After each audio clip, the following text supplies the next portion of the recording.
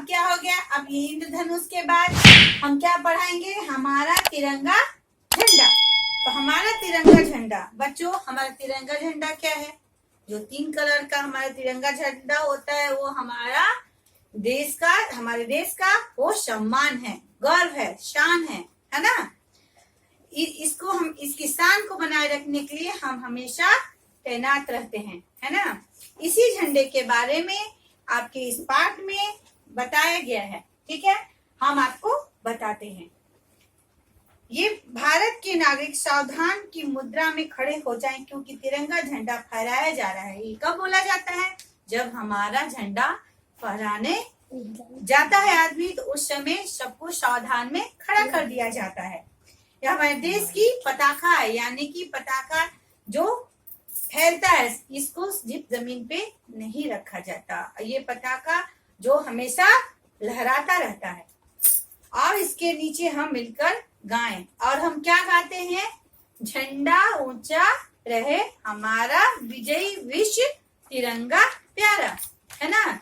ये जो तिरंगा है ये हमेशा लहराता रहे। इस कविता का, इस गीत का यही एक मूल है कि ये जो हमारा झंडा है ये हमेशा लहराता रहे, आकाश में फहरता रहे, इसकी शान हमेशा बनी रहे।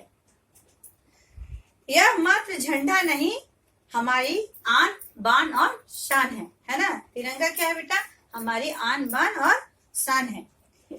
इसमें 3 कलर होते हैं। इस कविता में यही बताया गया है कि तीनों कलर और इसका चक्र जो होता है वो क्या क्या, इसके क्या क्या मूल्य है वही बताया गया है। तो इसमें पहला मूल बताया गया है कि केसरिया रंग जो होता है वो क्या चीज का प्रतीक होता है।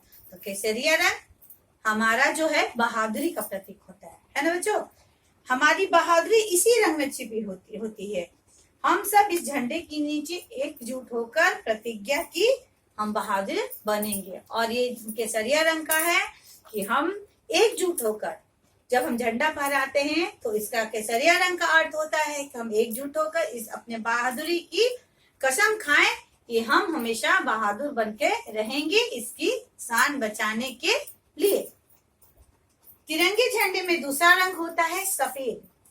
यह हमारे विचारों की पवित्रता को प्रकट करता है। इस रंग में महात्मा बुद्ध की करुणा दिखाई देती है।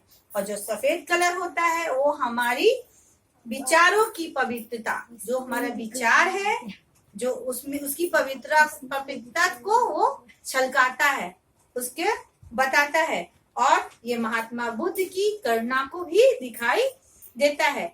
इसमें गांधी जी की अहिंसा मुस्कुराती है। गांधी जी क्या किए थे, बिना किसी को मारे, बिना किसी से झगड़ा किए आंदोलन किए थे। और हमारी स्वतंत्रता में इनकी भी भागीदारी बहुत बड़ी थी, ठीक है ना। इसीलिए इनकी अहिंसा की मुस्कुराहट इस सफेद रंग में छिपी हुई है। अब हम दुश्मनों को भी प्यार से मित्र बना ले और इस झंडे के नीचे खड़े होकर विश्व शांति लाने का प्रण लें। और इसका मतलब होता है कि इसी झंडे के नीचे, इसी केसरिया, सफेद और हरे रंग के झंडे के नीचे जो है हम इस प्रण को ले और दुश्मनों को प्यार से भी मिलाने की कोशिश करें। इसमें तीसरा रंग आपका क्या है, हरा। हरे झंडे के हरे रंग का अर्थ है हरियाली और खुशहाली।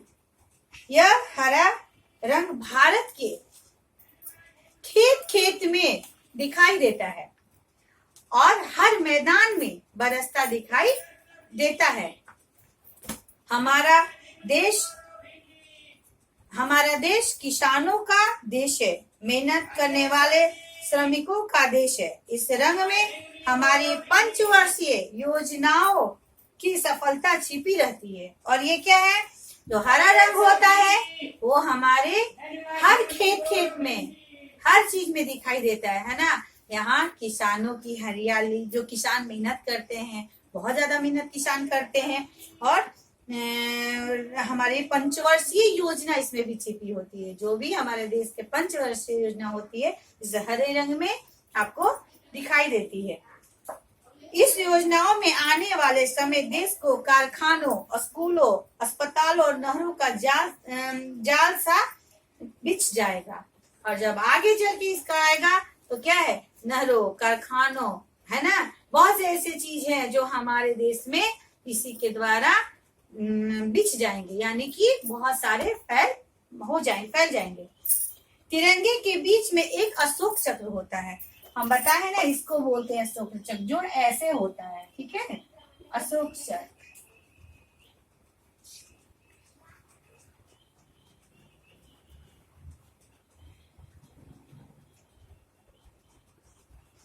ये अशोक चक्र जो होता है, ये 24 इसमें तिलियां होती हैं। ये जो तिल्ली हमने बनाया है इसको बोलते हैं तिल्ली।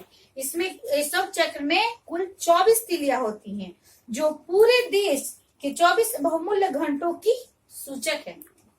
यानी कि हमारा चक्र गति और प्रगति, गति जो हमारा समय बताता है ना, गति और प्रगति का यह प्रतीक है। यह हमारा जीवन है, गति जो क्या है, जीवन है ना। सफेद पट्टी के बीचों बीच बना यह चक्र शांति के लिए परिवर्तन लाने की शिक्षा देता है। और ये क्या है, ये हमारे समय समय दर अपने जीवन में परिवर्तन लाने की शिक्षा देता है। यह झंडा हमारी स्वतंत्रता और सम्मान का चिन्ह है। जो ये झंडा है, तिरंगा झंडा है, हमारी स्वतंत्रता और सम्मान का चिन्ह है। यह आवश्यक है कि फहराते और उतारते समय झंडे का भूमि में स्पर्श न हो। झंडे के सम्मान की रक्षा करना हमारा कर्तव्य है। और क्या है, और ये जो झंडा हमारा सम्मान है, तो इसको हमेशा ध्यान रखना चाहिए बच्चों के। जब भी हमें इसे फहराने के लिए उसको मोड़ते हैं या हाथ में लेते हैं, तो कभी भी ये झंडा जो है भूमि पर स्पर्श नहीं होना चाहिए। यानी कि स्पर्श का मतलब कि जमीन पे ठेकना नहीं चाहिए। और इसका सम्मान की रक्षा करने के लिए हमें हमेशा कर्तव्य, झंडे के सम्मान की रक्षा हमारा कर्तव्य बनता है। इसकी और इस झंडे की छाया में खड़े होकर हम देश को हरा भरा और खुशहाल बनाने का प्रण लें।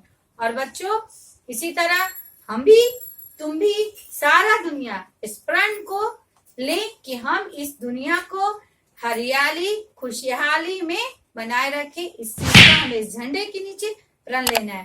ठीक है बच्चों, इसी तरह आप लोग पढ़ते रहो, याद करते रहो। बाय बच्चों।